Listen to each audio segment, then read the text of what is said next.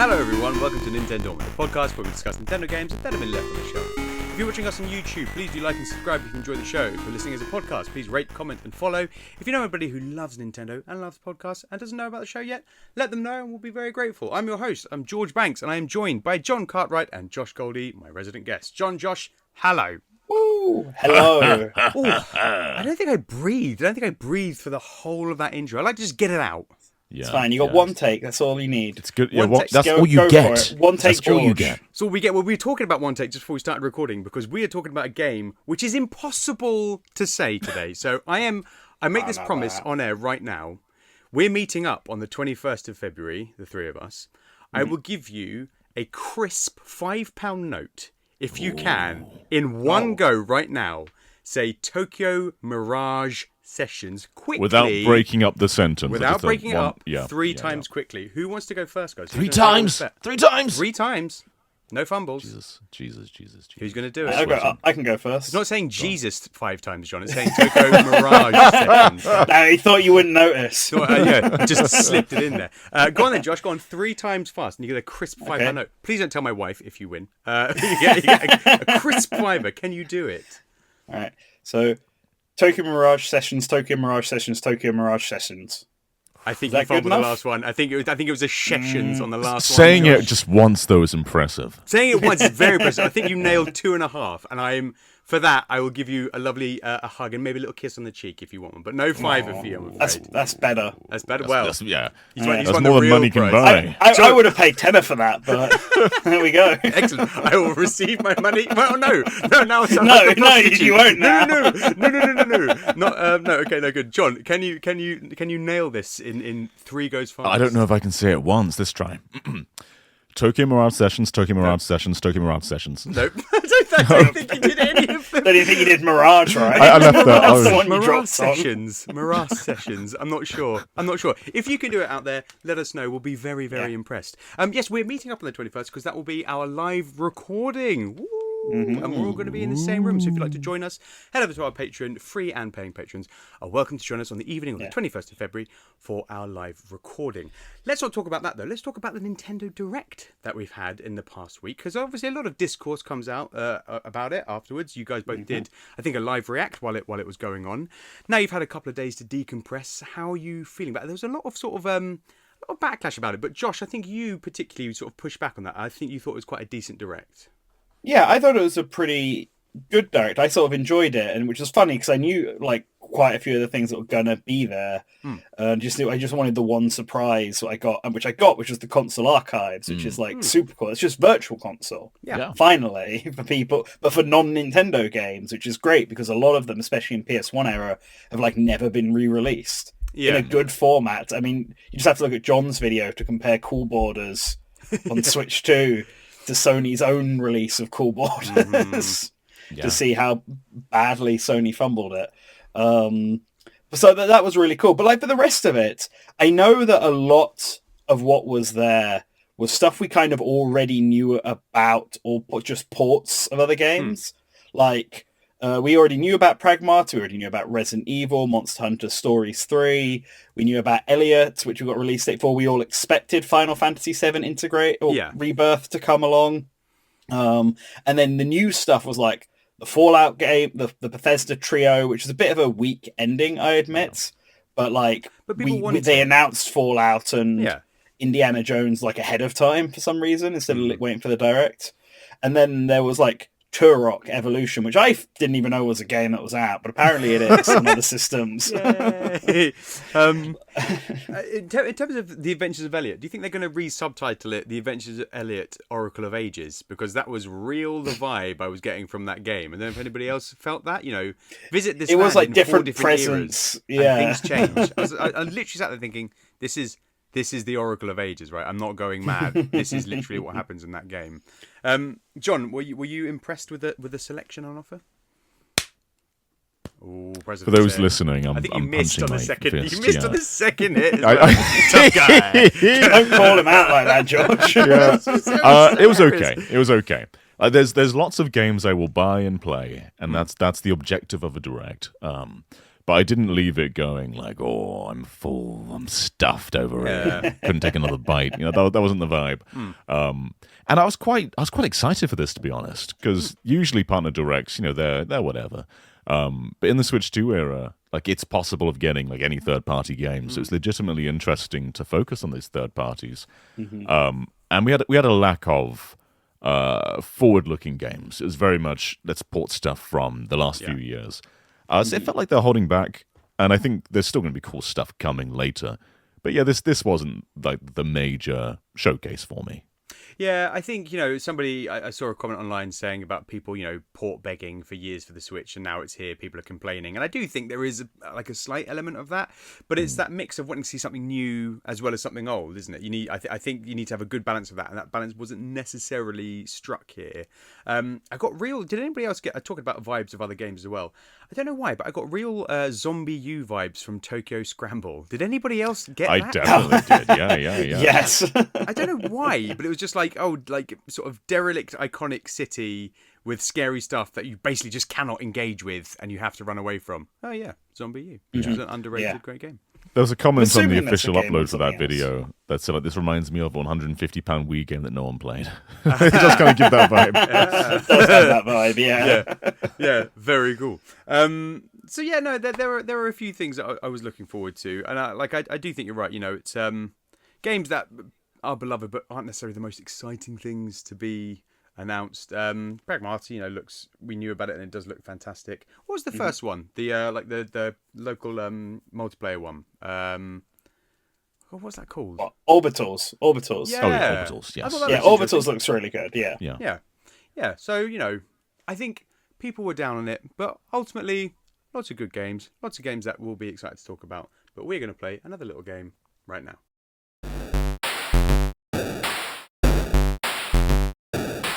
Yes, it's time for the NintenDormant Quickfire Quiz. 2 rounds, fastest finger first, followed by player for a couple points.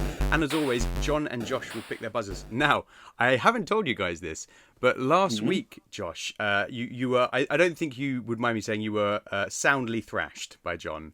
But also... Just a tad. But also, you have the ignominy of being the first person to not have their buzzer used. I got the Sonic clip of him saying, "That's no good," and I didn't use it. I didn't have to use it. Why didn't you use it? Because you never buzzed in quick enough. I'm so sorry. Oh. I'm so sorry. I think I got at least one, right? Didn't I? Didn't I not get one you had answer? one past you, but John was right. Bang on the buzzer. He was Sonic Smoochy Powers, bang, bang, bang on the buzzer.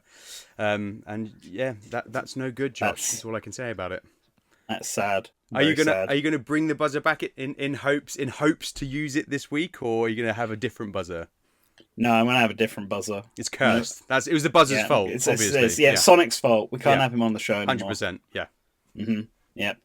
I want I want Crom from the Robin Smash Brothers reveal trailer when he says, "I guess I'll get my chance another day." That's a really funny buzzer. The entire clip. It's like a 3-second long. Contextually, pretty good as well for what we're talking about. And I can't. In that trailer, does it say? It says, "And that day is today," isn't it? And but no one says it. It's just on the screen on text. That's right. Okay. Yeah. All right. I guess I'll get my chance another day. Excellent choice. I can find that for you, John. What will your buzzer be this week? So Josh's one's quite a long buzzer. Like you have to wait for that to play out to fully answer the question. I want a page flipping. Nice, quick. So you're going to speed it up every time John answers. I think I can do a good page ripping, but I don't know if I can do a good page flipping.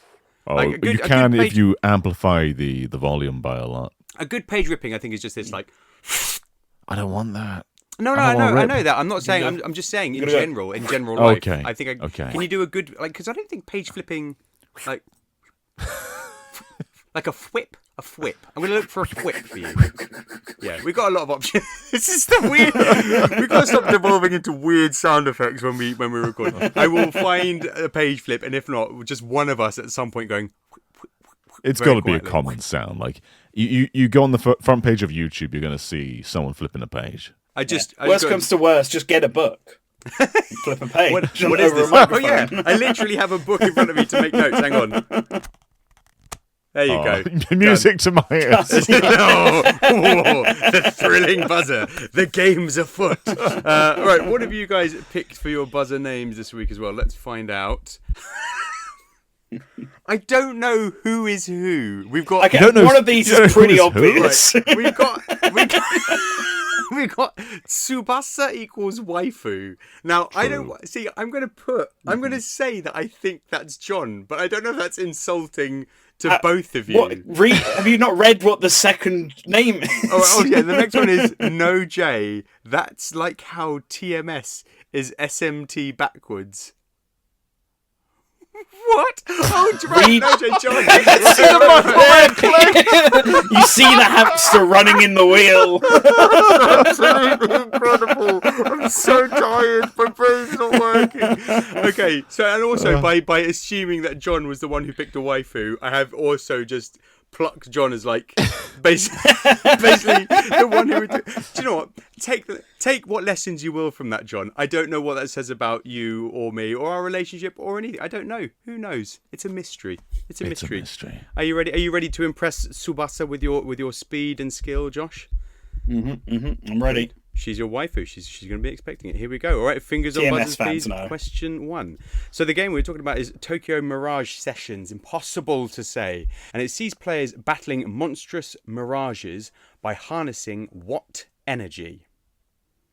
Oh, I forgot the name of it. Okay. I can give you multiple choice. I can give you multiple choice. Is it A, Persona? I suppose I think I remember what it is. Oh, Tsubasa waifu.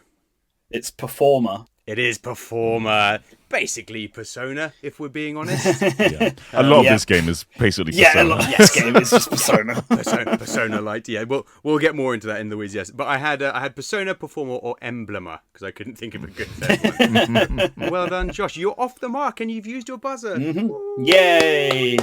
This time John won't use his buzzer. It'll be great. There'll be no page flipping today. Excellent, because it's a terrible, terrible sound. Right, fingers and buzzers. Question 2. Here we go. So, in what realm do these aforementioned battles take place? Okay, is it A, the Idolosphere, B, the Performosphere, I suppose I'll get my C, chance.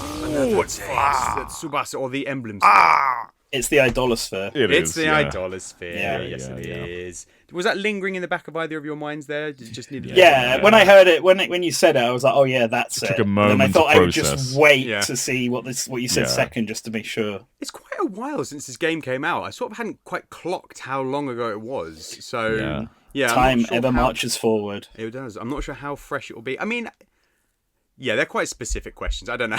Yeah, it really depends on how specific. If the question is what is the name of thing, it's going to take me a moment to remember. The two last questions are not multiple choice in Play or Pass, and I'm already sorry for that. I just thought they'll know this. Definitely not going to know it. Question 3. Here we go. What character that starred in a Virtual Boy game has a convenience store based on them in the game? Oh, that's so close! 3 milliseconds. Go on, Josh. It's Jack Frost. Jack Frost. Do you remember the name of the shop? No. Jack Mart. It's Hee-Ho Mart. Hee-Ho Mart. Mart. If Daniel was here, he'd be screaming that John down there. That's his favourite shop, I think. 3 points to none. So, no buzzers for you yet, John. No, I got so close. I was but 73 milliseconds off. I think Josh has really taken what I said earlier personally. Yeah. Like, it's genuinely kind of not left that ensuring. left click. Doesn't matter if he does not know the answer. He's just going to buzz in purely so you don't get to use it. Right, question 4. Here we go. So, the offices of Fortuna Entertainment, the company who recruits you, is home to a special door that takes you to Tiki in which location? Is it A, the Bloom Palace, B, the Flower Palace, or C, the Petal Palace? Oh, John's buzz. We've got a page flip. I'm glad we got the page flip in there. But you don't know the answer. Petal Palace sounds familiar. It's not the Petal Palace. Josh, do you At least I got to buzz in. At least you got the page flip. You got your whip. Is it the Bloom Palace? It's the Bloom Palace, Josh. Well done. Dang it. Out of those 3, that's the one that sounds the most like an atlas name for a place. But there are petals all over the place. Yeah, and from flowers which bloom. Not just a hat rack, boys. I think these ones through. I mean, occasionally. I do think the last one you're definitely going to know this one. So it is fastest finger first. Are you ready? Yeah, We'll We're going to see. have another page flip, or we're going to have. I guess I'll have my chance another day. Here we go. That's going to be. Oh my god, that's going to be in this episode so much. It's fine. Right. Question 5. Here we go. One of the features for Tokyo Mirage Sessions Sharp FE Encore. Jesus, that's so hard. You did it. Tokyo Mirage Sessions Sharp FE Encore, an expanded port for the Switch, was the ability to toggle what item of clothing on and off for Tsubasa. I suppose I'll get my chance. Ooh, okay, another Josh day. Glasses. Yeah, that's correct. Oh, It's the yeah, that's glasses. right. That's Yeah. right. I had to get this one given my name. Well, exactly, yeah. I would have been livid with you had you not. I would have stripped the waifu from you. How do we feel about the toggleable glasses which aren't in the cutscenes? Yeah, I mean, the fans wanted it, Yeah, and they delivered. yep. That's all we can say on that. Did you toggle on? I don't remember there being an outcry for glasses, I'll be honest. Yeah. There's a lot of just so- very You're puzzle Reddit posters. Clearly not in the Tokyo Mirage Sessions fandom enough, John, to Clearly. not know about the long outcry for the glasses. It's because, I think it's because a lot of the concept art had them, right? And then she ended up Yes, without that's it. them. It's because she had Okay. glasses in her concept you art, go. and then they removed them for the final game. And there's, I believe that there's a you can toggle it to random as well. So there's a 50-50 chance that she'll have them or not. For the didn't know people that that. can't make up their mind. Incredible. That is 5 points to none, John. Oh dear. He's At least we've heard the wreaking thwip, his though. We've heard the vengeance. thwip. Yeah, well, we've got a thwip. Yeah, we've got true. a thwip, so that's Got a one small thwip. victory. Josh, play or pass then. So 2 points if you get it right, 2 points if you get it wrong for John. Aye, Otherwise, you can pass it and you can get yourself a point. John gets it wrong. So, question 1: Mirage Masters can be powered up through Radiant Unity in the game, but what powers up the Mirages themselves? Is it A, Mayhem Unity, B, Havoc Unity, or C, Carnage Unity? Oh, it's a Carnage Unity. Ah, he knows it. The confidence. Yeah. Yeah. Not even- Once you said it, it immediately came to me. Well, John, you can't win the quiz, but we can get. That's Not with that attitude. that. 7 points. I'm going to get this one so right that you're going to say, points. whoa, Yeah. we've never had an answer that right before. Here's have all the points. 7 points. 7 points to draw your level. Yeah. Let's see if you blow my socks off. I could give okay. you 7 options as the answer. Oh, yeah. But that no. Do you know what? Nah, can't be bothered. No. I can't think of that many synonyms. What is the name of the stadium that sees the final showdown in the game? Is it A, the Heavenly Egg Stadium, B, the Cosmic Egg Stadium, or C, the Radiant Egg Stadium? Names are so tricky. They're tricky. I'm always saying this. I can give names you more are names. tricky. I mean, you'll know that the ones that I give you now are fake, but I can give you more if you want. Yeah. No, I don't want more. Okay. Okay. What was the first one? Heavenly Egg Stadium. No. Just deciding that you don't like it. Okay, all right. I don't like that one. No, not for me. No. I'll say Radiant Egg Stadium. Does he get the points, Josh? You tell me. He does I don't not. think He doesn't know either. He doesn't know. It's the I think cosmic. it- It's the cosmic. Oh, it's the egg. Cosmic Okay, Egg one. all right. Yeah. I couldn't remember either. I was leaning towards Heavenly, actually, just because I remember it's like up in the clouds. Yeah. Yes. All I They, remember like, from fly the up ending there. is they all like hold hands and sing the Fire Emblem theme. Hell yeah, they do. I just thought as well. I just thought it was funny to say Fire Heavenly Egg. I don't know why that's so funny. Radiant Egg and Cosmic Egg less funny than Heavenly Egg somehow. But there we go. Josh, it's 9 points to 0. Are you feeling confident going into your last question of play or pass? Are you feeling confident for a clean sweep? I don't think we've ever had a 13 to nothing before. How are you It could all go wrong here, though. You could lose all all go your wrong. points. It could all go wrong. Are you willing to bet the whole quiz on this question? Yes. No. Okay. Sensible. Given every question I've only managed to get because you gave a multiple choice that jogged the brain. This is true. Okay, and I've got to say I'm not confident. I'm not confident about this one, Josh. Here we go. Right, what is the name of the performance that has to be done to seal away the final boss? Oh. It's the something of something. I'll give you that. Fire Emblem. Oh. The something of something. I couldn't. Yeah. Maybe I could think of multiple choice. Maybe I could. It's oh fuck! It's the first word that's bothering me. It's the first one. Okay. So I think it's like. Talk us through it. Go on. I think It's not on chance of losing. So. Yeah. I think it's the Opera of Light. Oh my god! Yeah, it's the Opera. Is that right? Yeah. That's incredible. He deserves to win. I was like between orchestra or opera. Wow. But opera makes more sense because they're singing it. Wild. This is true. John, it is 11 points to 0. Here we go. Here's the comeback. We've got to get some points on the board. Here's the comeback. Are you ready for the final question of play or pass? Yeah, I'm going to buzz in. Okay. Yeah. He's ready. Okay. What Fire Emblem characters are allied as mirages to Itsuki and Tsubasa? Okay. We've got Crom. And the other one. Oh no! I was gonna say it's the was- easiest question of the quiz. Yeah, but there's so many options, Josh. I thought it might be overwhelming. That's why I didn't give multiple choice, because I thought there's so many. I can't actually Fire remember Emblem what characters. Tsubasa has. I can picture it. No. It's a blue woman. Yeah, true. There's a lot of That doesn't narrow it down in Fire Emblem. No. There's like 50. Yeah. It's not Lucina, is it? I don't know. No, I can't remember. it's not 2 Lucina. points to Josh. Oh my god. Who is it? Clean sweep. It's Shida. Yeah. Yeah. Roman. Okay. Shida, is that how you say it? I have no idea how you Yeah, say it. it's spelt Caeda, Yeah. but it's said Shiida. I mean, did we Shida. give him a bonus point for explaining that as well, Josh? I think you have to give him the points. point. Yeah. Not for not just getting the answer, but the pronunciation and how it's. Josh wins the comes quiz together. with an impossible 14 points to nothing. It's I did it for Tsubasa. quite a comeback. Did it for You her. did it for Tsubasa. Your wife would be very proud of you, Josh. And that means that you will be going first as we move into the main event.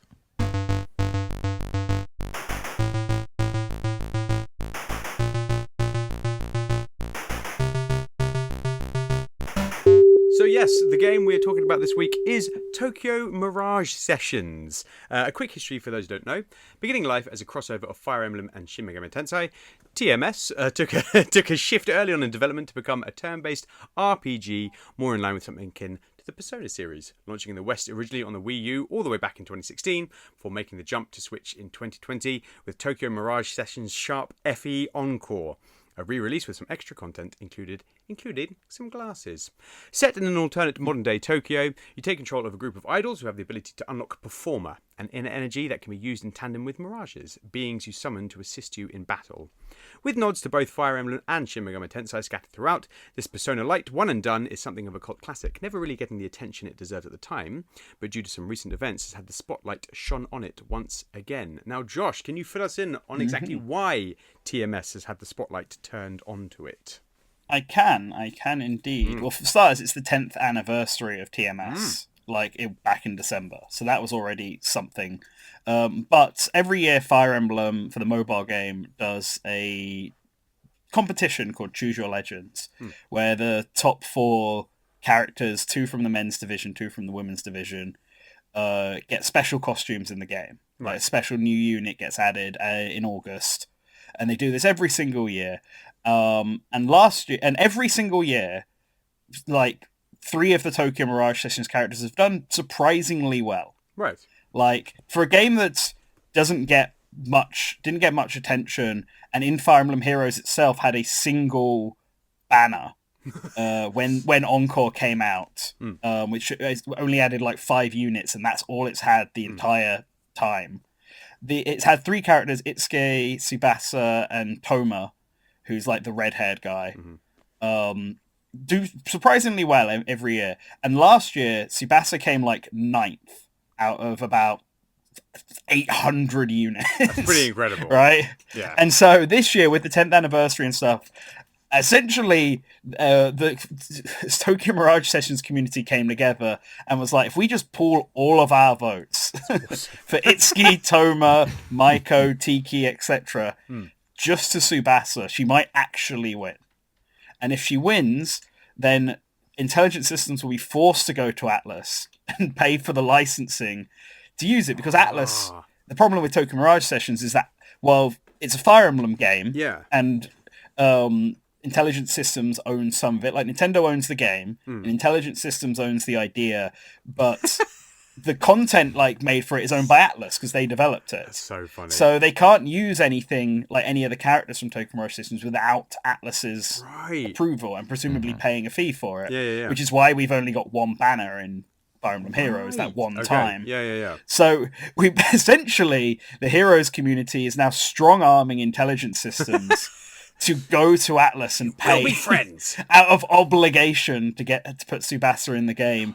And that the hope is that while they're doing that, they'll then also pay for the other missing characters. I thought you were going to say they would hope to have a sequel, which I say like that's pushing it a bit far. That would be great. No, because it's like when they added the one banner with the 5 characters, they only added in half the party members. Right. Okay. So we're missing like Toma, who's come in the top 20 for the last like 5 years, isn't even in the game because he wasn't part of that initial set of characters they added. So the idea is, so Tsubasa won by like 12,000 something votes. Like she won by she not only won that, she won the Fire Emblem Shadows Cup, which was like a bonus tournament for this year only. Which it was 4 categories, one for each movement type, and it was the 3 house leaders from Fire Emblem 3 Houses, and then Tsubasa.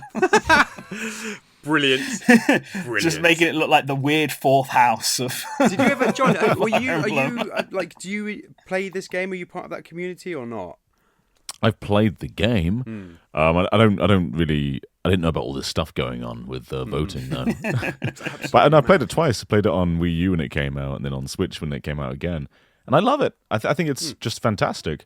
And I'm not even like that deep of a Fire Emblem guy. Like I play the games when they come along, but I don't really get that engaged with the Fire Emblem community. But this one really hooked me.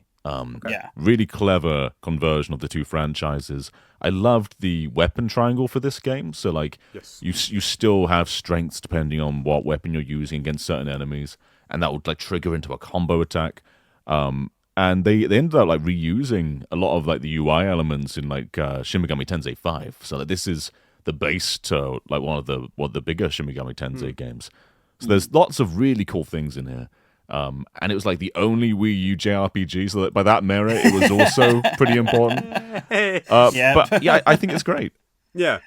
I think it's a bit like I don't own the game. You know, I know people that own it and really enjoyed it. Obviously, I've watched trailers and things for it, and I know of it. You know, it's sort of been on my radar, but I've just never got around to playing it. And I feel like I'm right in saying, you know, you don't necessarily need to be a sort of Shin Megami Tensei fan or a Fire Emblem fan, because it is very much its own thing. But people, you know, sort of say it's kind of like a Persona, like really. But do you sort of agree with that? Do you think it's kind of in line with that?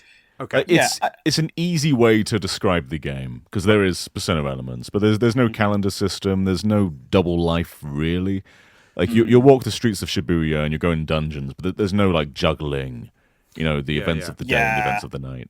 Yeah, you've got freedom to do what you want during the day, and it has a vague confidant system, but it's not like the Persona ones. It's very much like more like side stories and missions that you go on to get connected with your characters more, rather than it being like Persona's weird juggling your friendship life thing. Yeah. Yes, I think what it sort of does well is that, and why it's compared to Persona more so than Shin Megami Tensei, is that both those games use a very similar battle system. Atlas is a very specific way it does stuff where you hit the enemy weakness to get another turn, and the elements are all like, you know, fire, water, wind, etc., and they all like work alongside each other to characters have resistance, almost like a Pokemon game.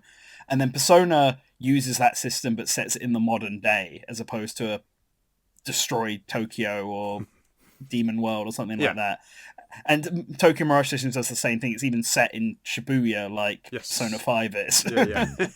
So like so that's why it comes off. It gives off the Persona vibe more more any sort of gameplay thing. But then it leans more into the Fire Emblem stuff because Shin Megami Tensei, other than the combat system, it's really only the Jack Frost cameo that's actually from that game. Whereas Tokyo Mirage Sessions is essentially a fake retelling of Marth's game, but in the modern era. Like trying to revive the Shadow Dragon with Midas. You got Garneth, the main antagonist, uses Garneth as his Mirage. Like, you have Chrom throughout the entire thing because they decided they were going to make it half Awakening characters, half Mystery of the Emblem characters. So you have Chrom instead of Marth, although Marth then shows up towards the end of the game.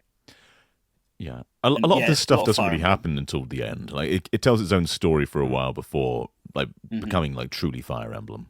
That's the thing. I was going to say, like, it feels from what I've sort of read and seen that although it is, it started life as a sort of mix of a cross, I guess, of Shin Megami Tensei and Fire Emblem, it does feel much more sort of weighted towards Fire Emblem in terms of its kind of ideas and characters and a lot of the mechanics. I think really where you get the sort of Shin Megami Tensei stuff, like we said, some of the things with the battle systems and that, but there's quite a lot of, I think there is like enough fan service for that side of the community though, right? You've got the He-Ho Mart, obviously, that we mentioned. I think somebody has a Joker costume in Encore. Encore, you can get, they added a bunch of Atlas game costumes. Itsuki can get Joker, but you can also get, I think, like Devil Summoner costume for somebody. And there's a couple of others as well that are all references to the Atlas's various Shin Megami Tensei spin-offs. So it's interesting. I would love to know more about the development and when that kind of shift happened for it to be its own thing. And I don't know. Could you imagine, like, if it had stayed more Shin Megami Tensei Fire Emblem? What would you imagine a game like that would be? Like, how would that work? Or is this what you would imagine? So I think the original... No, the final result is definitely what we imagined. And interestingly enough, I think it would have done better had they stuck with the original idea. Because I know plenty of people who got really hyped for the game thinking it was going to be Shin Megami Tensei Fire Emblem. And then when we got that first trailer and they're all idols and it's very clearly Persona-y and very anime, a lot of people dropped off. Right. A lot of people... serves neither fan base. Yes. And like, because there's enough Fire Emblem references there that the hardcore Fire Emblem fan base could get it. Yes. But between that and then they clearly didn't put much money into it because there's no English dub. All the English voice acting only comes from Fire Emblem Heroes, where they did actually dub them in English. That's weird. For that game. But in the original, there's no English dub, so you weren't going to get anyone who doesn't want to read subtitles. Doesn't want to read subtitles. It also got hit in that really awkward era of 2015 where people really didn't like Nintendo of America. And this was like the Triforce Heroes meme translation kind of thing that happened. And it's unfair because Nintendo of America didn't do the localization for Tokyo Mirage Sessions or any of the censorship stuff. But like that was all done by Atlas. But there was stuff like Japan, so the English version we got comes with all the DLC, whereas Japan had DLC separately that you had to buy. But one of those DLC was like a Hot Spring DLC, which we just all over here. They just didn't bring that over here. They also censored a lot of the costumes, some of them well, some of them not well. And they completely changed one of the storylines, I think for the better, personally, to be a bit more like of a 12 and not a 15 on the age. This was the origin of Vagina Bones. Yes, anyone who remembers. That's the do you know what this is, George? Vagina Bones post. No, I've read about it on Reddit, but then I didn't want to Google Vagina Bones. So basically, in the original Japanese version on Wii U, there's a point where Tsubasa as like a low hanging like trousers, and you can see the outline like a V shape. Yeah. But in the West, they got rid of that V shape. Yeah, they just airbrushed it out. The big anti-censorship guys were like, they got rid of her vagina bones. What? Why would they do this? I mean, I'd have to consult some of my medical friends, but I'm not sure they're called that. I think if I just walked around saying like, "Oh, lovely vagina bones," there, I would probably get arrested. Do you know what I mean? If somebody had that shape there, that's mad. I've seen because obviously I make the thumbnails for the show, so I've been looking on images on Google, and I've seen the hot spring stuff, which I assume is kind of official, because I was like, well, that looks like official artwork, but I couldn't see anything in the game about that, weirdly. Yeah, it's official, but it's only in the Japanese thing, and it's really just like, because Fire Emblem Awakening also had a Hot Springs DLC, right? And so did Fire Emblem Fates, which is really just a map to chat with the characters and get funny dialogue, and that's all it is in Tokyo Mirage Sessions as well. So they decided to cut it. Yeah. Interesting as well. Like, do you feel No, Three Houses obviously came after this, but that kind of, I feel like that kind of diverges more into kind of relationshipy anime kind of. Well, this was also a problem with Fire Emblem at the time as well, because Awakening sort of went all in on its mechanics, because it was going to be the last Fire Emblem game ever, so they just went balls to the wall with it. And a lot of people really liked, a lot of the new fans that came along really liked the support system they had in that game, right? Which was taken from Genealogy of the Holy Wars support system back on the Super Nintendo, which allowed you to pair up characters to have children to have stronger units down the line. And that was liked so much they brought it back in Fates, but made it way more aggressively anime. And that turned a lot of people away. And so then to get this as well, it's almost comparable to Federation Force from Metroid in a sense, where the community was like so annoyed at something about the series, and then another game comes along that like double downs or reinforces the parts they don't like. And so they lost the Shin Megami Tensei fans because it wasn't like what they were expecting. And then they lost the hardcore Fire Emblem fans.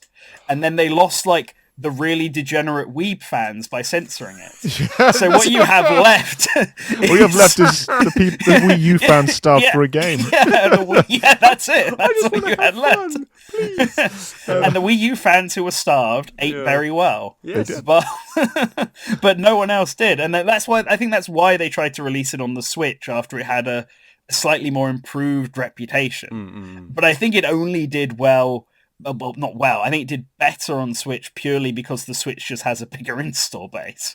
And probably most of the people who bought the Wii U version, like me, also then bought the Switch version to support the game. Yeah. John, do you reckon it would have done better with an English dub? And if so, who would you want to play? Oh, I'd be Tsubasa. But it would not. It's a difficult one to dub. Hang on, wait. Can you please give just some tender, soft words to your husband over there? It's Tsubasa time. A kiss on the Her cheek. Famous catchphrase. John's waifu tender words you hear. Oh, Josh is eating good this week. Yeah. The question of dubs though is there's a lot of singing in this game, and I don't know if that would dub very well. You have to translate all these songs to English, true, and yeah, that's a big part of the game we've not talked about is the music element of it, because they're all idols, and so the end of throughout the game and then the end of all the side quests, the reward you really get from that is a actual song and dance show with an actual musical number, and the songs are all bangers. Like the special edition comes with a CD that has all the music on it, and it's great. But the thing is, you could still have that in a different language, couldn't you? And have the cutscenes in English. Yeah, they could. They could just sing in Japanese, but do everything else in English. That's what a lot of games and TV and anime and stuff do. Yeah. Because doing the songs would be difficult. But they didn't do that. Do you think it would have done better? Or like honestly, deep down, it would have helped. I don't think it would have helped that much, though. Yeah, it might have helped Encore a bit more. Yeah. I think there are a lot of, especially Persona fans, there are a lot of casual Persona fans who will only play in the dub and don't want to play in Japanese. They want to play in English. And I think by the time Encore came out, people were pushing Tokyo Mirage Sessions as Persona Lite. So if you like Persona 5, because that was out now, Yeah. then you probably like this, especially because Persona 5 wasn't on Switch yet. Yeah. But I think the lack of a dub in it may have turned away some more casual Persona fans. I think it didn't quite have that, like, I think a lot of people describe it as the Switch effect, which I think is fair. These games, just by the nature of being on the Switch, which was an absolute juggernaut, suddenly had like these huge sales pushes and all these series doing their best ever numbers on Switch by the nature of just being on the Switch. But Tokyo Mirage Sessions just didn't. TMS. It's just TMS, guys. TMS didn't quite. I don't know. It didn't quite ignite in that same way. And I do, and like I said, I didn't pick it up because it was one of those things that was like, oh, I'll pick it up at some point. And I don't know why I never did. I would say I'm a more casual Fire Emblem fan. I haven't played every entry. I'm not like, deep into the history of it. So for me, I suppose it didn't quite hit any of those boxes that I was like, it didn't feel like a must play. Well, it's quite clear why it is, and we've hit the nail on the head. It's not really a Fire Emblem game. It's not really a Shin Megami Tensei game. Mm-hmm. It's its own Shin Megami Tensei series, like Persona or Devil Summoner or anything like that. They just kind of made their own IP and attached a little bit of Fire Emblem on it. Yeah. So like it's cool as a new thing, but it's not like an exciting collaboration. Yeah. It was announced like years and years before it came out. Yes, that was also a problem. Yeah. It was announced like at the start of the Wii U era, along with Xenoblade Chronicles X. It was in the Panic Direct HD. Where they went, we have to tell people that everything's coming, so we have nothing. Please, wait, it's coming. It's like the Metroid Prime 4 effect, right? It's they announced it way too early, this game that everybody's really excited for, and the longer and longer and longer they dragged on, the more the expectations grew, and the game is never going to fulfill that. We'll just branch off for a second, but I've been playing it for the last couple of weeks. I've just started it, and I'm really enjoying it because I've come in with super low expectations because a lot of people have been slating it. The desert's a bit boring, and some of the other characters are a bit annoying, but generally it's a really cool game to explore and find out the details of this weird alien world. Like, I've just done the bit in the lab, bit spooky, having a great time. It was the expectations, isn't it? They couldn't meet it, and maybe a marketing issue as well. I never felt like it was a game for me, which sounds silly. I think if you're particularly somebody who has a very large collection of games and really enjoys games, you should be able to look beyond that and go, well, a game is a game, it's an experience, and I can experience different types of games. They don't have to necessarily be marketed towards me. But I don't know, it just never quite pulled me in. But a game about Japanese idols is quite hard to sell to your standard Western guy. Unless you're just crazy about waifus. So, I mean, I don't know why it didn't speak to me. Who knows? So, yes, I think, a game with a lot of promise and a game that does do a lot of good things and does them really well, mixes good elements in from these two games, but a game that didn't quite hit the mark on release. But luckily, we're going to have the chance to put that right because, Josh, you destroyed the quiz, which means you are now the president of Nintendo. But we are the board, and we demand that you bring back TMS and make it a great big success. John's hit his hand with his fist each time. This time he's on it. So please tell this angry board member how you're going to do it. Okay, so with Fire Emblem, there's a lot has happened since Tokyo Mirage Sessions came out. Right, Awakening was saved the franchise when it came out, and it made sense to include it in this game. And then Marth's made sense because it was the very first one. It's very popular. Shadow Dragon and Smash Brothers are really people's only connection with Marth at the time, and Shadow Dragon's a bit average. Yeah. So it was, it wasn't as big a connection in the West, but Awakening was pretty huge. Things have changed, and I think in order to best capitalize on this, we need to follow the trends and do what we think is best for Fire Emblem currently. So this new one is going to be 3 houses based, extremely 3 houses based instead. Nice. We are taking that setup. Now it's going to be in America instead. Ooh. We're going to Hollywood. We're not doing Shibuya anymore. It's going to American based Fire Emblem game. We're going to Hollywood, and you are going to be you're going to be a new person who's there to lead the idols. You're going to be brought in as someone who's, well, not idols because we're in America now, so they're going to be actors and singers and performers. Okay. And you'll have a choice of, they're going to be different types of celebrities. And you're going to have the option to teach one of these like performance groups. Right. So you'll have the Black Eagles Performance Guild.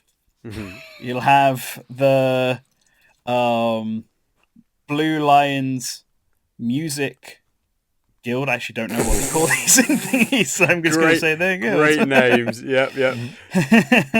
And the Golden Deer Comedy Guild. And it's going to be 3 different routes, all under the Garrick Mac Productions Agency. And you are the teacher. And then you go there and then you discover that it's all a front because Mirages are invading Hollywood to steal all the performer that's there. Mm-hmm. Similar setup to Tokyo Mirage Sessions, the first one. And so you have to go there and fight alongside all of these up-and-coming actors and singers and comedians. And it's 3 different storylines, similar to the original. And there'll be rival groups with each other. Mm-hmm. And you just work it through and try and defeat the Mirages while also bonding with your students over the course of the game. That's the main setup, to be honest. Gameplay wise, it's going to be very similar to the battle system that's already in Tokyo Mirage Sessions, because we don't really need to change it much. We want to change the story more so than the gameplay. Yeah. Okay. Do you fear that increasing the scope to tell 3 different stories in this RPG is too much for a sequel to a game that didn't perform that well? Nah. I think we've got to go all out Nah. Like we like, because we're gonna bump up the scope, and you'll be able to like we're going to be using a lot of the same assets, right? So the hub area, walking around Hollywood, it's going to be the same regardless. Mm-hmm. Like, right? It's going to be using all the same things, and we'll have the same sort of dungeons as well, but they'll all be ever so slightly different, right? Based on the skills of each of the characters. So, which is all going to be, very Three Houses inspired. Mm-hmm. But we're going to try and shift it so everyone's obviously a singer and an idol in the original game. Mm-hmm. But in this one, we're going for different factions. We're going for comedians, we're going for singers, and we're going for actors instead. So each one of those will have very different, well, not very different, but aesthetically different styles of interacting with each dungeon. Right. Based on their specific preference, their specific skills, I guess. I'm trying to think how to phrase it. Yeah. They're talent. They're talent. They're talent. Yes, they're talent. Yeah. And they're performer. Yeah. Does the talent have a difference in combat as well? Like, will the comedy club have different moves to the? What's the weapon triangle here? Yeah. Like, who's strong against what? Well, the weapons triangle is still the same. We're still doing axes versus lances versus but who's what? Swords. What are actors? Well, they're all different. The actors, that stuff really comes more so in their special abilities and the way that it then comes out that way. Because in the original Tokyo Mirage Sessions, that's where all the music stuff came out. Mm-hmm. You do the performance, the special, and then you'd get like the song, and they would do their special attacks and stuff like this. And it's more so the aesthetic differences that each of these provide, right, to do damage, and then it's the way that you traverse through the dungeons, the different puzzles that are in the dungeons, where this sort of stuff plays out differently. Okay. Yeah. Like different requirements to transfer through the dungeons. It's the same dungeon, same aesthetic, but the way you traverse through it is different on each story route to give it some sort of uniqueness.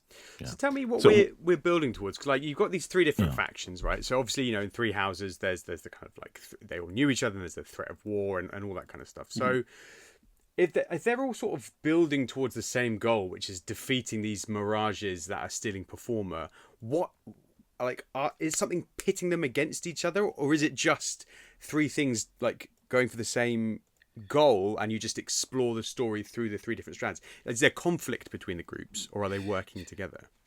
So I was thinking about this as I was saying my pitch, and I kind of feel like I maybe maybe saying there were 3 different types of performing arts was the too much variety, actually, and maybe not the correct thing to go through on that front. As I was explaining it, I started thinking, wait, actually, yeah, why would they go against each other? They're not related, are they? So actually, maybe just in the spirit of it, we'll just make them all performance groups. Right. Okay. Especially because comedy is kind of a weak one. It's just because the Golden Days are funny. So I went for that one. But actually, maybe I'm going to change this. Maybe I'm going to change this in my pitch now, which I don't usually do.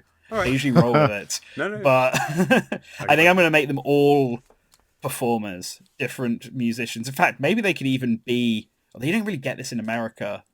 I was going to say, like, an idol group. But that's definitely more of a Japan thing. Well, what could you have? They could be like... I suppose you've got, maybe... I've got it. I think I've got it for you, Josh. What if it's rival... Maybe like... SNL casts, but there's different like late night comedy shows, so it's like they're all like late night shows that are competing shows or something. Maybe they. Well, that's what I think. I'm trying to, because I admittedly don't know enough about the entertainment industry, and I'm trying to think of something like a battle of the bands. Yeah, but for performers. What if they have different political agendas? Some of them are Republicans. Some are Democrats, some are Republicans, and some are Libertarians, and they all just get along real good. That's not. I let the Fire Emblem fans can figure out which one of those groups are that political. That'd be very funny. We all know. But no, I think I don't know what the official term would be of like battle of the bands for performance groups in general, but I'm going to say it's like that. Yeah, so they're competing for that, while also during the night, like battling the Mirage stuff and doing all of that to stop the Mirages, because all the performers being stolen across Hollywood, like actors and singers and stuff like that. Like movies are being filmed and the actors are flubbing all their lines. They got no motivation. They're sick of making remakes and stuff like that. Performers being stolen by the people who lurk under Hollywood. So this isn't Hollywood. You can't do a Japanese-only dub anymore. So you are dubbing this to English. We are dubbing this in English, yes. Okay, including the songs. Why not? Maybe we'll go the extra mile and we'll write the whole thing in English first, and then dub it backwards. So is it being developed by Atlas? Do Atlas have an American division? There's probably an Atlas America. Is there an Atlas US? There's a Sega now, America, right? Yeah. I'm going to put by Atlas USA on your pitch, and we're just going to be hopeful about it. We'll just have to make a new studio. Yeah, we'll do that. Atlas USA. There we go. What's the name of this game, Josh, as well? Is it Hollywood Mirage Sessions? I think you'd have to. I think it has to be, yeah. I think it has to be, yeah. That's fine. Now, I think we all want to know something. We're all here. Let's be honest. Why do you come and play these games? Husbandos and waifus. Let's just be honest with ourselves here. So tell us, Josh, about these characters. Who's at the forefront of each band, and describe them. Describe their bodies. And and then just tell me what Fire Emblem character do you imagine them being aligned to? Is it like aligned to people from Three Houses, or are you going to like reach back into the history of Fire Emblem? I'm going to change the name though. Oh, actually. Okay. Actually. I want to call it Hollywood Tempo Sharp FE.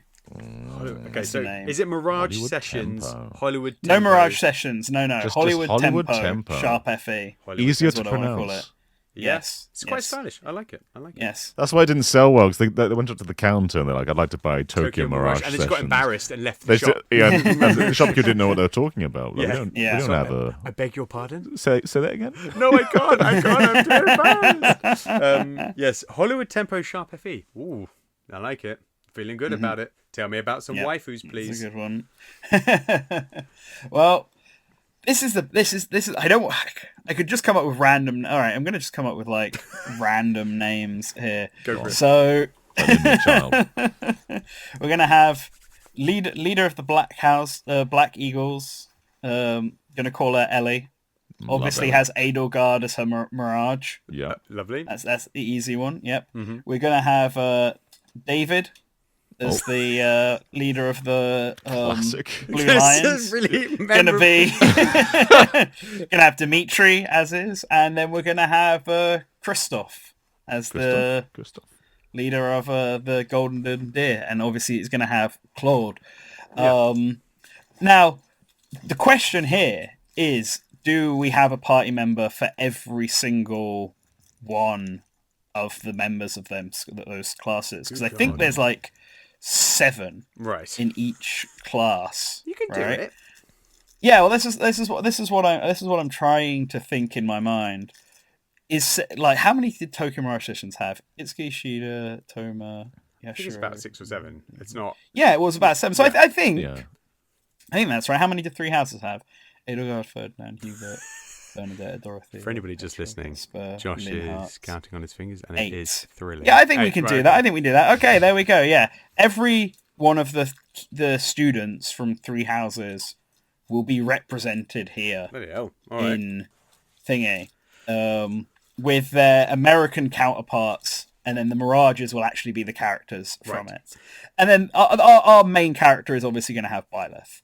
And we're going to let the player choose what gender they want the main character to be as well. Unlike in the original way, it's Itsuki, and it always associated with Chrome. I don't see a reason why we can't do the dual gender protagonist. They're a blank in this. slate, pretty much. Yeah, pretty much. And like they've done it once before with Persona 3 Portable. And while that did like change the story slightly, that's because that Persona games have way more of an emphasis on the dating mechanics, whereas that doesn't need to be a thing here. So we'll do the dual gender thing, and they can be like Byleth and just barely say anything. Now, and we'll record their one song that they'll get at the end of the game in both the female With the and same male. actor, just like pitching up. just going, and now Pushing head up. voice. Now, do you not think, Josh, that this is possibly going to fall into the same trap, though, that it might alienate the Three Houses fans because it's not clear enough that it is a sort of Three Houses retelling? I do not doubt the power of Three Houses fans I think and that's their fair. ability to absorb Three Houses related content. I thought you were going to say We are- terrorise, but yes. Yeah, no, they're All true. We are multiple games past Three Houses at this point, and they are still talking about Three Houses.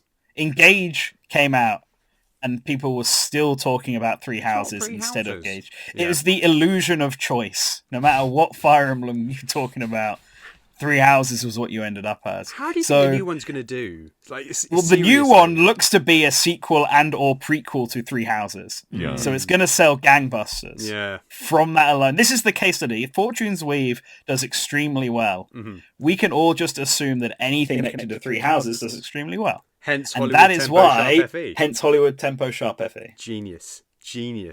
Any more questions from you, John? I don't think so. It's a pretty raw sequel. He's made it. Yes. It's set in America now. That's it. That's it, yeah. No, it's The more first than that. game It's was- more than that. First game was perfect enough. Yeah. We just needed a new one. But this is the thing. I think like much more accessible for a Western audience. Sadly, and weirdly, I think I don't think we've got time to get into this now. But I think weirdly, if this game were to release now, Tokyo Mirage Sessions now, it would do better than it did back then, because this is more of a thing culturally for us now. The sort of idea of idols and things are much more sort of known, accepted quantities than they were then. Perhaps, potentially, we'll never know.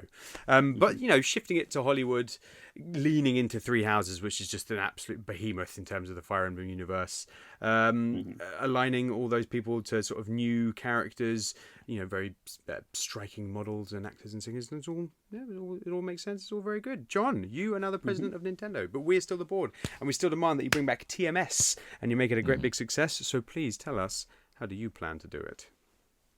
Easy. Okay. All right. I've got a whiteboard here. Lovely. We've got the title of Fire Emblem, the title of Shin Megami Tensei, and the title of Tokyo Mirage Sessions, Sharp FE. And I'm going to rub them all out. Get out of here. So, let me identify the core problems of our past actions, okay? We made a collaboration of two franchises which are quite different. One of them's a tactical RPG, the other one is a turn-based RPG. How do you merge them together? We didn't know, so we just made something else. We're not doing that no more here at Atlas, who are the developers of this upcoming game. So we are not only rubbing out Tokyo Mirage Sessions, Sharp FE, we're also rubbing out... That's a good one. Rubbing out Fire Emblem. Get out of here. So this sequel to Tokyo Mirage Sessions, Sharp FE, is actually not going to be a Fire Emblem game. Whoa. Nor is it even a Shin Megami Tensei game. What is it, John? Whoa. Well, the team behind this game really loved the idea of an idle RPG. So we are keeping the pillars of everything that made TMS what it was. But we are getting rid of the branding. So we're making a K-pop Demon Hunters game. What? So this is established. It is one of the most popular franchises on Earth right now. And I think you could just take everything about it and shove it into Tokyo Mirage Sessions very easily. Yeah. So we are now, basically, in the day you are an idol, living your idol life, doing your musical obligations, making friends, forging relationships, but there's also going to be points where around... does it take place in Tokyo? Probably not, because it's Korean. Korea. It's Korea. Yeah. Korean there's also points where around Korea, you're going to have these shadow realms come out with all of these demons, and they're going to do the exact same things that happened in TMS, and you've got to defeat them with your RPG powers of music actions. I don't need to describe... I'm just going to describe what TMS is to you. I don't have to do that. It's TMS with K-pop Demon Hunters. Nothing more to say. Bang. End the pitch. Well, what's it called? It's called K-pop Demon Hunters. Oh my god! So we're literally the game. We're the game completely, and it is just K-pop Demon Hunters the game. Incredible, brave to do this. Is it still being developed by Atlas then? Yeah. That's all that is shared between the two games is the development team. The development team had a vision. They said, we are not making a Fire Emblem game. We are not making a Shin Megami Tensei game. We want idols, and they got their idols. Yeah. Is it like mechanically? Basically exactly the same. It's the same, buddy. So you get into combat, you can attack or you can use your magic moves, and you're going to be doing little songs to attack and things. It's the same. All right. So Josh, I've not seen K-pop Demon Hunters. Okay. So isn't there only 3 of them? Are we introducing new characters to be party members or what? Nope. Nope. No, we're not doing that. There's just 3 party members. There are the Starger Boys, who are the evil ones, and we contemplated, like, could we put them in the party? But we thought, no way. People are here for the K-pop Demon Hunters, and if we start putting in other people into Huntrix, then no one's gonna buy it. They're gonna be saying that's not how it is. Okay. So you got to play it raw. You got to play it raw and put it in like that. So I was originally going to ask, my first question was going to be, are you not worried about isolating the Fire Emblem fans? But I guess the K-pop Demon fans is probably more of them, so that's probably a step. Yeah, we don't think there are that many Fire Emblem fans that are going to feel isolated. They're probably going to feel joy. They're going to think this game that we love now has mainstream recognition. Wonderful, they'll say. Let's bolster it. So you say it's going to be very similar. Yeah. But the gameplay was obviously very Atlasy, and I can still see them using that. But it's also still had Fire Emblem things in it, like the weapon triangle. And but if there's only 3 characters in your party, is the weapon triangle system even going to be effective in this game? It's a great question, and the answer to that is there is no weapon triangle system anymore. But however, we are ripping it off in a different way. Okay. So instead of the weapon triangle, which belongs to Fire Emblem, we can't really use that. We are going to have the Huntrix triangle. Whoa! So different members of Huntrix, they get their own special abilities. Let me look up their names a sec. I can't remember what they were. Rumi, Mira, and Zoe. That's right. So Rimu, it's going to be connected to their hair color. So certain enemies are going to have like blue hair or pink hair, and the Huntrix that you are using is going to be super effective against those enemies. So you've got to really think about which member of the group you're using to attack which enemy, regardless of whether it's the right action. And maybe you'll get benefits from using Rumi on the big blue guy, but maybe it makes more sense to use them as a buff and a debuff person. So like when do you get to utilize your Huntrix member? There's so much strategy. So much. Now, is the enemy going to be? Because I think in the film, right, there's like a boy band, and they're the demons. So, like, are we basically telling like the game of the game of the film, or is this a new thing with new enemies? How much are we leaning into the film and its fan base? Because we say there's a lot of fans of K-pop Demon Hunters, but is there necessarily going to be crossover with people that would then have a Switch 2 and want to play this game? So we're telling the main story again, which comes with all the popular songs which we can use in the trailers. People are going to go, oh, I know that one, and they'll buy it. But we're also elaborating things. So rather than it just being the Saja boys, you're going to see more of the other demons from the realm. Because you see the whole demon realm at one point, and there's lots and lots of them. So we're going to be doing a lot more story to elaborate what goes on in between the core beats of K-pop Demon Hunters. Okay. So this was going to be a question. So this is an adaptation, of the film, but like a classic mid-2000s video game adaptation of a movie. Yeah. It's like Spider-Man 2, where Tobey Maguire, while he's about to fight Doc Ock, he also fights Mysterio. Like they've got that kind of stuff going on. Okay. Okay. Are we, any sign of mirages or not? Or is it literally just the team? The team is the thing. Just the team. They're strong enough already. All right. They're demon hunters. What? Yeah, they don't need mirages. No way. Okay. So it's being developed by the Atlas team. So are Nintendo and Intelligent Systems, are they involved in this at all, or is it Atlas? It's just Atlas. They can put on you're the president of Nintendo, though. It's not just Atlas. Nintendo. Make me this game, Atlas. I have nothing Nintendo are publishing. They're putting the money behind it. Nintendo, they're all for it. They're throwing them. They're making it IP. exclusive. It's an Nintendo exclusive game. Yeah, that makes sense. Okay, what nods? Surely we're going to have nods to Atlas and Shin Megami Tensei in there. So what nods can we expect to see at least? There's going to be some level of fan service for the Shin Megami Tensei out there. Yeah, so Jack Frost is going to have a store called Hee-Ho Mart. That's staying. That's keeping along. You got to find out what the Korean convenience store is called. Yeah. any Persona like outfits, costumes, anything like that? Oh yeah, we're going to have DLC. Yeah. So Atlas love DLC. They don't love including things. So you can get costumes, which you can pay for. You can change the soundtrack to Persona 3 if you give them £5. Classic stuff like that. Why would you want the Persona soundtrack if you have the K-pop Demon Hunters soundtrack though? Yeah, that's a good question. That's why you got to pay money. Separate it from the core package. The true fans, because I'm a true fan. That's why I spend the money on this. Okay, I mean, I don't know what else to say. It's lost. It's kind of lost its identity as part of the TMS. But it's gained a bigger one. It has, and I think I do think an RPG in that vein would do really well. I can't think of any other questions. I think it might be the biggest game ever. Ever. Mario Odyssey. Maybe. Whatever. Tetris. You gotta get it out of it.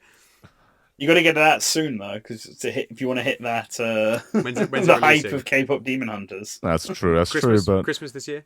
There's going to be a K-pop Demon Hunters sequel, right? I mean, surely it's coming out probably. There's got probably. Yeah. Oh, it could do the thing the Incredibles game does of telling the story, like in between the films. Yeah, it could do, but it's not doing that this time. Okay. I thought I was helping you out and just shut me down. I can't unpitch what I've pitched. Josh great. did. I think didn't last week I hard pivoted to drones, to like multiple drones, which I wasn't going to do. Like, you can change your mind. Nobody's going to hold you to account on here. Any final questions from you then, Josh, for this very? It's just logical. No, it's logical. I mean, it is a very clever marketing thing. I don't know if it necessarily counts as Tokyo Mirage Sessions game. It sounds more like an Atlas game based on K-pop Demon Hunters, but fair enough. All right, sure, right. There's got to be, John. You are the board has said have okayed this game. They're happy for it to come out, but one board member called Josh has said it needs a Fire Emblem reference, otherwise it's not a sequel. So what we need one Fire Emblem reference. What is it? Okay. Every now and then when you land a critical hit, you're going to hear the Fire Emblem sound effect. That's all you get. What sound effect? You know what? Actually, no. Okay. When you level up, you might hear there's like a 15% chance you're going to hear the dun dun dun dun. Does that satisfy you? Fair enough. Yes. He's done it. He's nailed it. The thing is you can look at this and you can say that this is not a sequel to TMS. This is not in the same series. But you're also going to look at these games side by side and you're going to say, yeah, they're the same. Yeah, you probably it'd be like, yeah, this is definitely an idle RPG by Atlas, and only one of them comes to mind. In the same way, Yooka-Laylee is not a Banjo-Kazooie game, but for all intents and purposes, it's a Banjo-Kazooie game. Exactly. Right. Okay, fair enough. All right. Well, we are short on time, so I'm going to throw in my third final pitch. Now, you may remember me saying that the name of the characters Rumi, Mira, and Zui. How did I know them? Because I am pitching Seoul Mirage Sessions, cross K-pop Demon Hunters for my game. No fucking way. Unbelievable. Your poker face was really good. I had no idea you had the same thing. How does this keep happening? It's a really good idea. It's also why I said to John, this is an ingenious pitch, because I wanted to make myself sound good. So yes, the band Huntrix are confronted by a new type of demon, mirages from the idolosphere, and it's basically. But I am leaning more faithfully into Tokyo Mirage Sessions, so I am keeping the name, but it's going to shift to Korea. So it's Seoul Mirage Sessions, ex-K-pop Demon Hunters, and they are going to be partnered with Fire Emblem characters, and fight the Mirages, basically. But I don't want it to be a retelling of a Fire Emblem story. I want it to be a story based within the world of K-pop Demon Hunters. Have I seen the film? No. Do I know that it's massive? Yes. So if you ask me details, I'm not going to know the answer to them. But what I can tell you is that a Mirage from the Fire Emblem universe has met some of the demons from the K-pop universe, and they've become more demony, so they have to work together to get rid of them. That's the loose plot. That's all I've got for you. It's very ballsy to pitch a TMS sequel and a K-pop Demon Hunters collaboration of which you have experienced neither franchise. Nothing. Don't know anything about it. I just know that it's going to make some serious money. So I guess the difference between yours and John's is that yours is more like K-pop Demon Hunters cross Fire Emblem / Tokyo Mirage Sessions. Yes. Whereas John's is more like K-pop Demon Hunters. We don't care about the rest of this. yeah. Mine's just a raw movie adaptation. Yeah. I think mine is kind of like wedged in the middle of the two of you, right? Like you've got the kind of, it doesn't have to be set in Tokyo, it doesn't have to be those characters. It is a different city, it is a different place, but also it is drawing on this wildly popular IP, which really, if you think about it, do fit seamlessly within the world that TMS establishes, right? Like these singers. Mm-hmm. I mean, I don't know if anybody's ever drawn a comparison before between K-pop Demon Hunters and Tokyo Mirage Sessions, because it feels very similar. Again, maybe somewhere deep in the TMS fandom. maybe we'll look it up. But it's that thing of actually, as soon as K-pop Demon Hunters popped up on my Netflix, and literally yesterday when I was thinking about us recording this, and I went, that feels like a really good fit. I mean, John, you've seen the film? You've seen K-pop Demon Hunters? Oh, many a time. Well, tell me what Fire Emblem lords would work well with each character. Do you have any ideas as a board member who's experienced? I'm going to draw upon your experience. I could barely remember all the blue-haired women. Old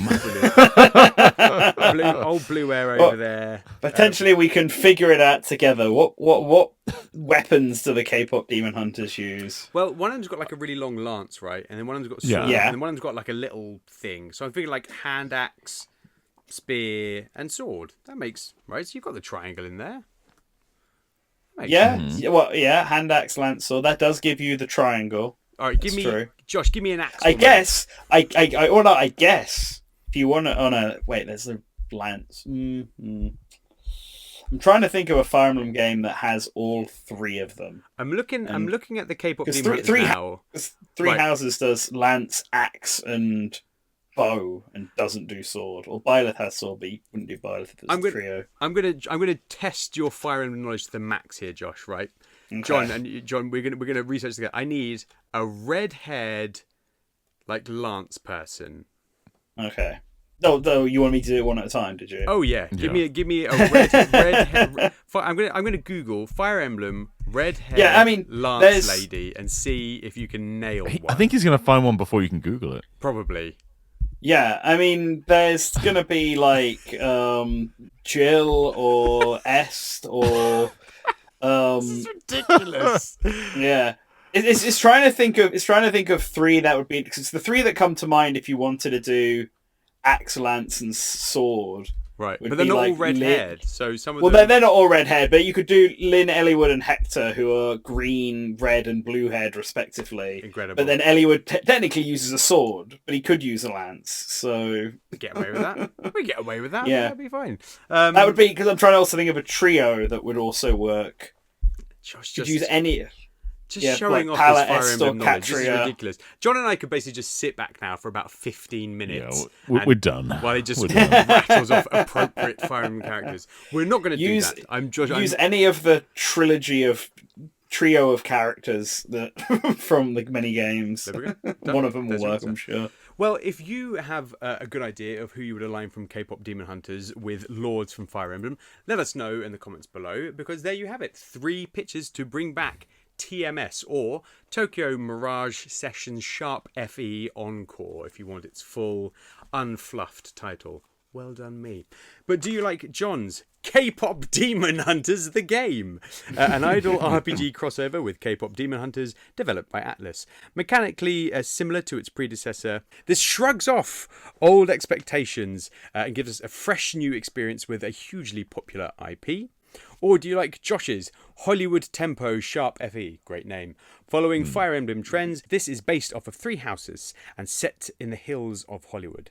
Play as the Black Eagles, Blue Lions, or Golden Deers performance troops, all in competition with one another to battle mirages, stealing the performer of the people of Hollywood.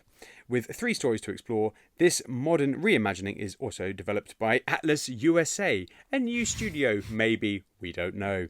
Or do you like my Seoul Mirage Sessions Cross K-pop Demon Hunters, a mashup of the 2 franchises developed by Atlus, which plays exactly like the old game, but with K-pop Demon Hunters at the heart of it, drawn into the Fire Emblem world? Or do you have a better idea yourself? Let us know in the comments below. While you're there, if you've enjoyed the show, please do like and subscribe. It will help us to grow. If you're listening on a podcast, please rate, comment and follow, and let your friends know who love Nintendo. There's a lovely show for them to listen to. You can find us all over on BlueSky. I'll put the links in the description, and you can join our Patreon for our live records and our Discord community, and lots of fun, silly things that we do over there. Come join us. It's a lot of fun. Hooray. Josh, thank you very much for coming and talking to me about a game that I know virtually nothing about. I just want to say that Atlus USA kind of exists. It's a North American... kinda. Yeah, North American branch of the company, originally Atlus USA, now Atlus West, was founded in 1991 in order to focus on publishing and localizing games for North America. So they don't make games, they're a localizing group. However... They can localize it. They can handle it. Yeah. This is their chance. Atlas West. We're going to pivot to Atlas West for you, Josh. Are you happy Atlas West. Yes, I'm happy with that. That. John, are you happy that you've created a game which is not Tokyo Mirage Sessions in any way, shape, or form?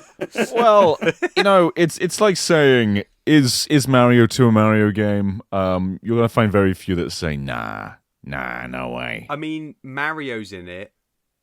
Yeah, but what is a Mario? Like you look at Punch Out. Mario's in that. Is that a Mario game? No way. True. But he's not the protagonist of the game. He's there. Yeah, and Fire Emblem isn't the protagonist of Tokyo Mirage Sessions. Where's Fire Emblem? Huh? But the characters are there. Fire Emblem didn't exist yet. Oh, it's fine, John. As long as you're at peace. Are you at peace with yourself? I'm not at peace. Oh no, I rarely am. Oh. Well, that's a bummer. I don't know how to help you. I don't know how to finish the show now, and I feel a bit sad. Josh, are you at peace with the world? I think I would be more at peace with the world if every single person who's listening went out and bought Tokyo Mirage Sessions Sharp FE Encore from the Nintendo Switch eShop right now. There you have it. It's £50. If you still have a voucher, It hasn't gone out of date yet, or you have gold points that you still got a year to use. Get it done. This could be it. This could be your time. This Go is your, and this is spend your year. it Get it done. on Yeah. Tokyo Mirage Sessions Sharp FE Encore. Make Josh's wife For very Nintendo happy. Switch. That's all you got to do. True. And then support her in August for Choose Your Legends, Fire Emblem Heroes. Also, get her into Super Smash Brothers Yes, for do Nintendo that. Switch too. We should have Yeah, pitched that's it. what we need. Nintendo Switch. If Smash Brothers there's a new Switch Fire Emblem character in Smash, I would be very happy if it's from Tokyo Mirage Sessions and not from a new Fire Emblem. Let's get it done. Thank you very much for listening and for entertaining us talking about waifus and husbandos. But for now, that's game over. Goodbye. Bye. Bye.